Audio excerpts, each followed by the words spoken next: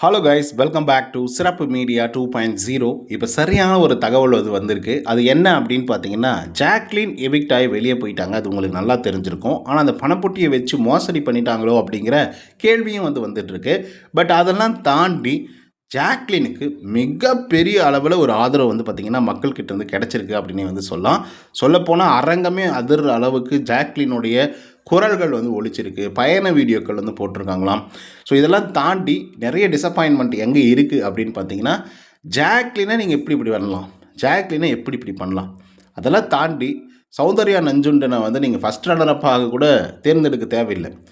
ஜாக்லினையும் நீங்கள் விட்டுட்டு, அதே மாதிரி ரயான் அவர்களையும் விட்டுட்டு, கடைசியாக விஜய் விஷாலுக்கு ஃபஸ்ட்டு ரன்னரப் கொடுத்துருக்கிறது அப்படிங்கிறது ரொம்ப டோட்டலி அன்ஃபேர் அப்படின்னு சொல்லி மக்கள் ஒரு பக்கம் கதறிட்டுருக்காங்க.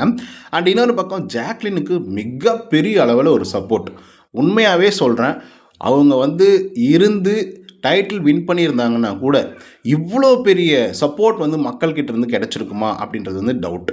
அதே மாதிரி இவ்வளோ பெரிய ஃபேன்ஸு, அதுக்கப்புறம் அவங்களுக்காக சப்போர்ட்டர்ஸு இதெல்லாம் உருவாயிருக்குமா அப்படின்னு கேட்டிங்கன்னா, கண்டிப்பாக 195% அதுக்கான வாய்ப்புகள் இல்லை அப்படின்னு தான் சொல்லி ஆகணும். ஏன்னா நம்மளுடைய ஜாக்லின் அவர்களும் நிறைய தவறுகள் செஞ்சுருக்காங்க, நிறைய தப்பை திருத்திருக்காங்க.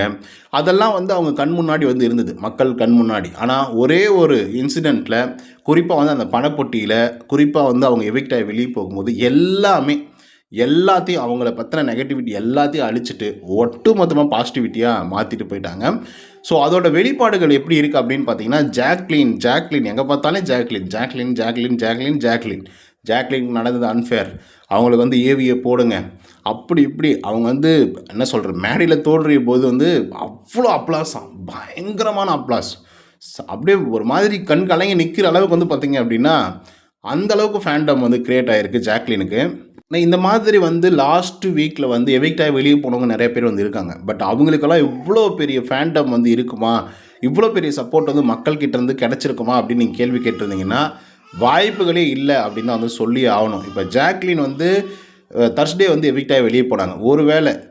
ஒருவேளை வெனஸ்டே எவிக்ட் ஆகிட்டு இல்லை இந்த எவிக்ஷன் அது இது கிடையாது அப்படின்னு சொல்லி மறுபடியும் அடுத்த நாள் வந்துருந்தாங்கன்னு வச்சுக்கோங்க, உள்ளர சொல்ல முடியாது, டைட்டில் வின்னராக கூட மாறி இருக்கலாம். அந்த ஒரு நாளில் என்ன வேணால் மாறி இருந்திருக்கலாம். ஸோ அந்த அளவுக்கு பார்த்திங்க அப்படின்னா ரொம்ப சென்சிட்டிவாகவும் எமோஷனாகவும் பயங்கர டாலரண்டபுளாகவும் நிறைய விஷயங்கள் பார்த்திங்க அப்படின்னா ஜாக்லினுக்கு மக்கள் பண்ணியிருக்காங்க அப்படின்னு தான் சொல்லி ஆகணும். ஸோ அதோட வெளிப்பாடுகள் தான் அவங்க அப்படியே மேடையில் வரும்போது அவ்வளோ கைத்தட்டலாம், அவங்களோட ஏவிக்கெல்லாம் அவ்வளோ ஒரு கைத்தட்டல்கள் கிடச்சிருக்கு அப்படின்னு சொல்லி சோர்ஸ் சொல்கிறாங்க. பட் அது இன்றைக்கி எபிசோடில் பார்த்து தான் தெரியும். ஸோ ரியலாகவே நானும் தான் ரொம்ப மிஸ் பண்ணுறேன் ஜாக்லின் அவர்களுடைய பேச்சு, அவங்களுடைய திறமைகள், அவங்களுடைய விளையாட்டு. கண்டிப்பாக அதெல்லாம் தாண்டி ஏற்றுக்கவே முடியாத ஒரு விஷயம் அப்படின்னு பார்த்தீங்கன்னா, விஜய் விஷால் செகண்ட் பொசிஷனில் இருக்கிறது தான். ஸோ அது ஏற்றுக்கவே முடியாது. ஸோ இதை பற்றின உங்களோட கருத்துக்கள் என்ன அப்படிங்கிறத கமெண்ட்ஸில் பதிவு பண்ணுங்கள். இந்த வீடியோ உங்களுக்கு பிடிச்சிருந்தா லைக் அண்ட் சப்ஸ்கிரைப் பண்ண மறந்துடாதீங்க. இன்னொரு தகவலுடன் சந்திக்கிறேன். Until then by from Uday. நன்றி, வணக்கம்.